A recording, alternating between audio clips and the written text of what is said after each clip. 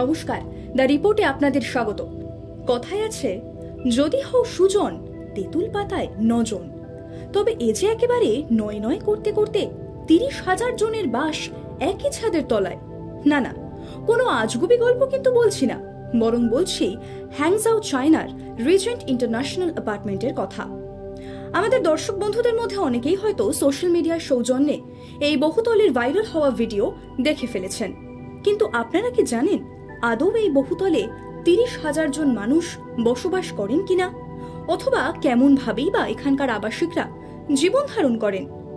প্রথমেই আপনাদের জানাবো যে এই বহুতল কিন্তু প্রথম থেকেই বৃহদাকৃতির আবাসন হিসেবে ব্যবহারের জন্য নির্মিত হয়নি, বরং শুরুর দিকে এই অ্যাপার্টমেন্টটি ছিল একটি 6 স্টার হোটেল।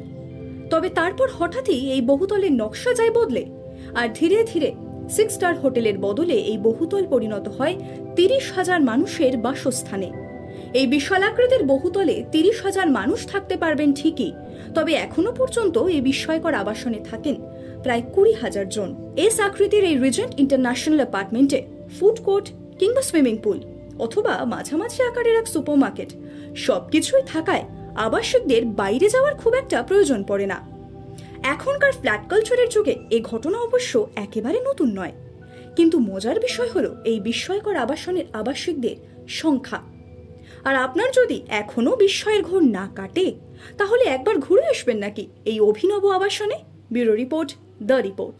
আরও বিভিন্ন খবরের আপডেট জানতে হলে দ্য রিপোর্ট চ্যানেলটিকে সাবস্ক্রাইব করতে ভুলবেন না, কারণ আপনাদের একটা সাবস্ক্রিপশন আমাদের কাছে অত্যন্ত মূল্যবান। জয় হিন্দ।